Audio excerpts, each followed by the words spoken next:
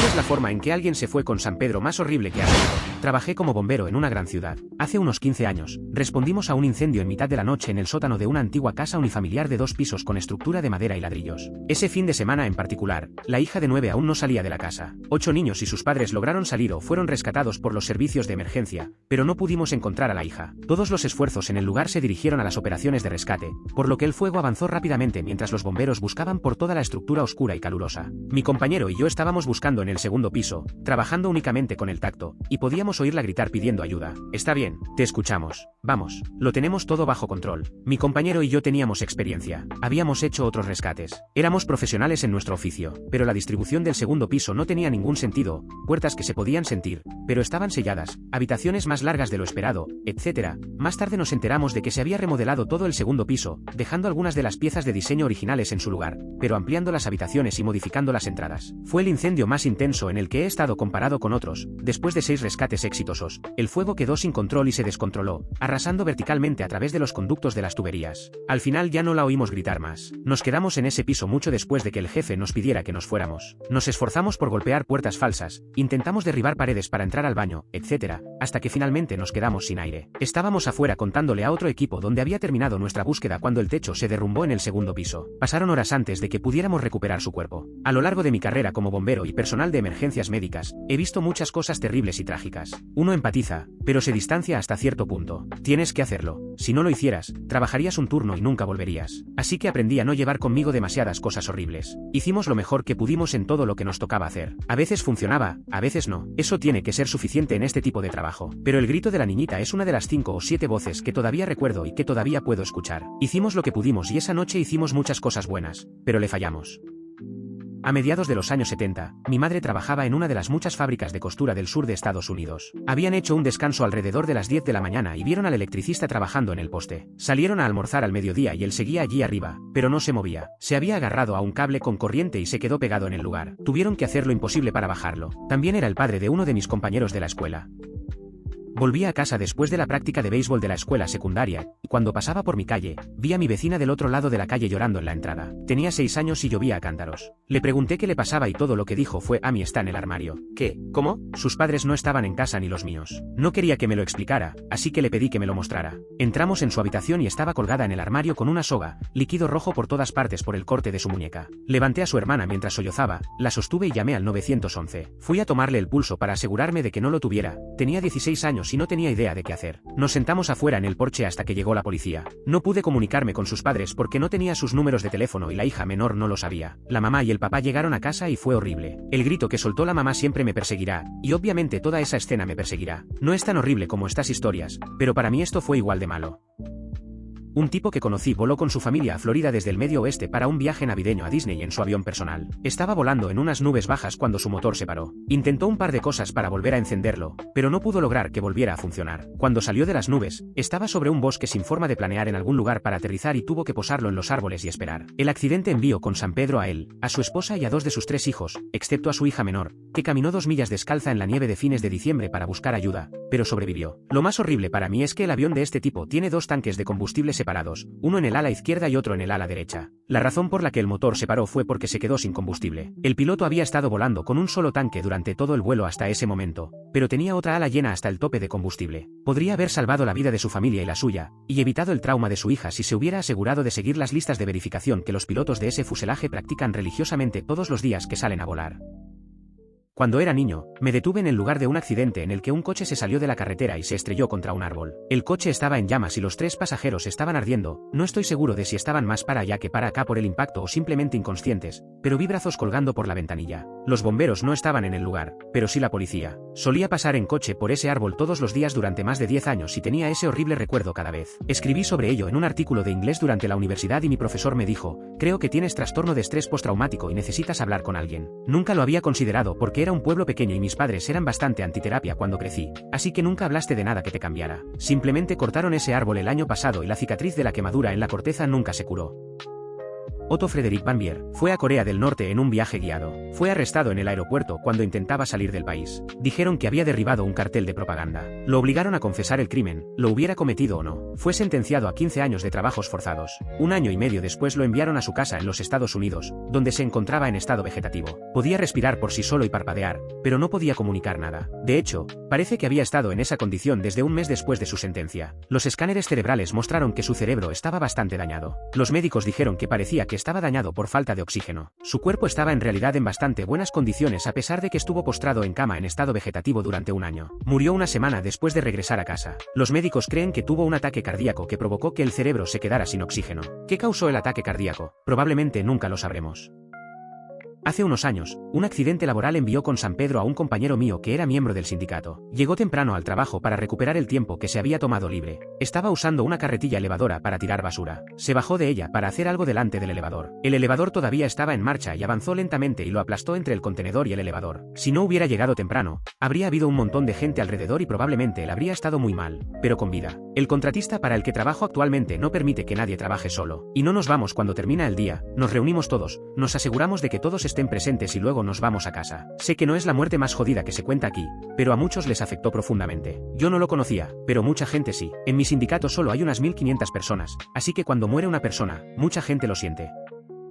Mi abuelo fue lector de medidores en Nashville Gas desde 1950 hasta 1988. Un día estaba haciendo su ruta, llegó a una casa y llamó a la puerta. El medidor estaba dentro de la cocina. La casa era de esas de estilo antiguo, tenía mosquitero por lo que podía ver la cocina en la parte de atrás. Gritó llamando a la señora, pero no hubo respuesta. Se asomó a la cocina y pudo ver a la mujer agachada, pero no respondía. Pensó que algo andaba mal, así que entró y caminó hacia la cocina. Ella estaba lavando la ropa. La máquina tenía unos rodillos en los que se introducía la ropa para exprimir el agua. Ella debió haber introducido su delantal con la ropa lavada, y le agarró el cuello por los rodillos. Dijo que fue tan fuerte que la asfixió hasta mandarla con San Pedro y luego comenzó a sangrar. El agua de la máquina estaba roja. Su marido estaba en la parte de atrás cortando el césped sin saber nada.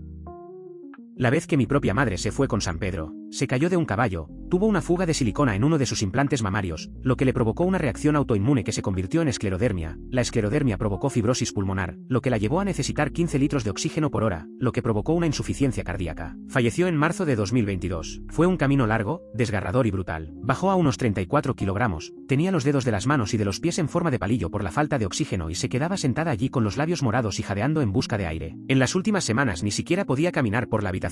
Por mucho que la extrañe, me alegro de que ya no sufra. Hace años, mi viejo vecino tenía una deuda enorme y se lo ocultaba a su esposa. Ella se enteró cuando el banco fue a embargarle el coche en el trabajo. Él no pudo soportar más la culpa y caminó hasta el final de su camino de entrada a unos 200 pies de mi antigua casa mientras yo estaba cortando el césped y se metió una escopeta en la boca y apretó el gatillo. Escuché el disparo y lo vi tirado en su camino de entrada. Restos de él por todas partes. Corrí adentro y llamé al 911 y saqué una sábana para taparlo porque no podía soportar la visión de ver algo tan horrible. Hisashi Ouchi, un tipo que fue sometido a 20.000 veces la dosis letal de radiación, 83 días viviendo un infierno. Ese tipo que estuvo involucrado en un accidente nuclear, que estuvo expuesto a mucha radiación y vivió, completamente consciente, durante unos meses. Literalmente 83 días con toda su piel derretida, su ADN completamente aniquilado, su sistema inmunológico destruido. Sin duda, sufrió un dolor insoportable durante todo esto. Rogó que lo mataran, pero siguieron llenándolo de sangre saludable, trasplantándole piel nueva y manteniéndolo con vida en la medida de lo posible. Fui testigo de un accidente en el que un peatón se fue con San Pedro. Un coche perdió el control justo cuando una mujer cruzaba una calle que se cruzaba con la carretera principal. La atropelló el lado izquierdo del pasajero trasero y salió despedida unos 10 metros boca abajo justo al otro lado de la calle. Chocó con una señal de stop y luego cayó de cara sobre la acera desde, supongo, 2 metros de altura. Un líquido rojo brotó de su nariz, boca y oídos sobre el cemento y la hierba. Llegó una ambulancia, pero ella murió allí mismo, cubierta de hierba y sangre.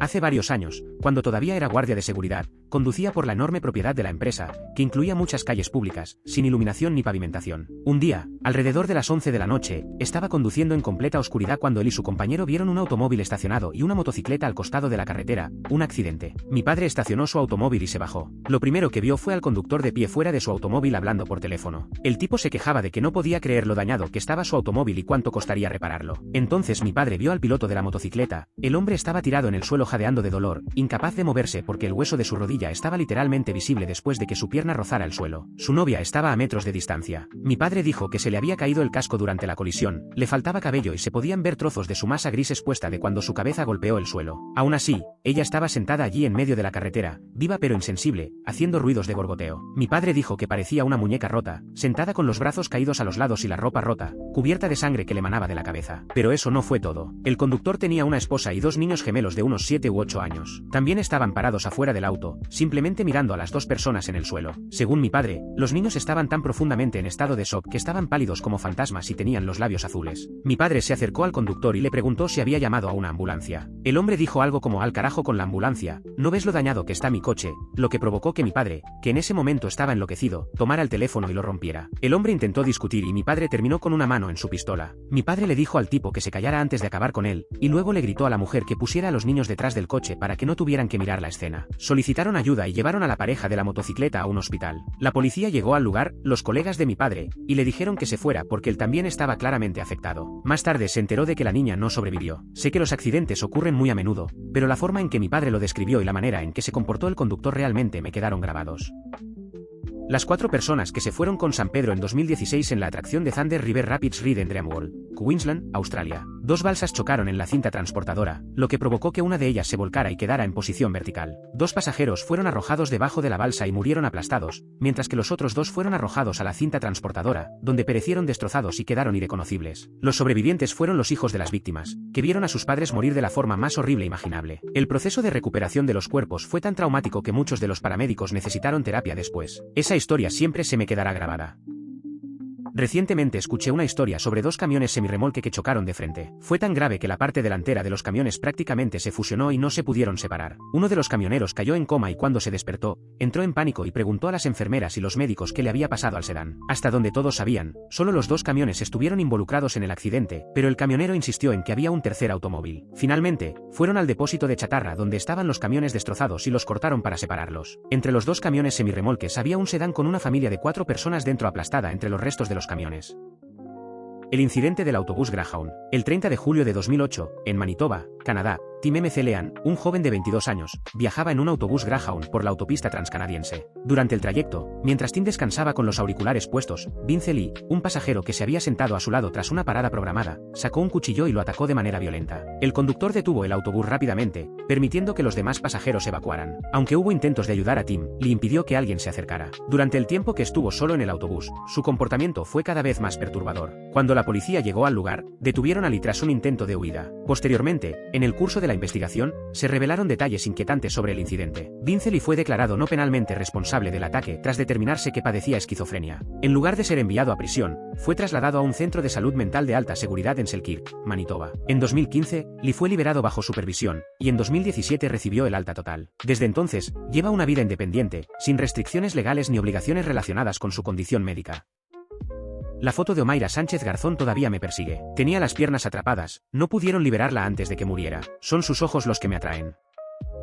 Bueno, mi padre, por ejemplo, trabajaba en una fábrica de metales donde fabricaban bobinas gigantes de metal de 3 por 1,2 metros. Las sujetaban con bandas para mantenerlas juntas, pero las bandas se rompieron y las bobinas explotaron hacia afuera y lo aplastaron. Es una historia un tanto horrible para contarle a un chico de 14 años como su padre se fue con San Pedro. Por suerte, estoy bastante seguro de que fue casi instantáneo, pero no sé. Además, ese era uno de sus mayores temores en ese trabajo. Luego, en el funeral, el ataúd estaba abierto. No era él. Le pusieron un sombrero debido a su cabeza rajada. Me enferma, especialmente saber que la compañía que fabricó las bandas está siendo investigada para determinar si sabían o no que se romperían. Además, esto sucedió hace 8 meses, todavía tengo 14 años. Sé que esta no es la defunción más terrible de la historia, pero es traumatizante.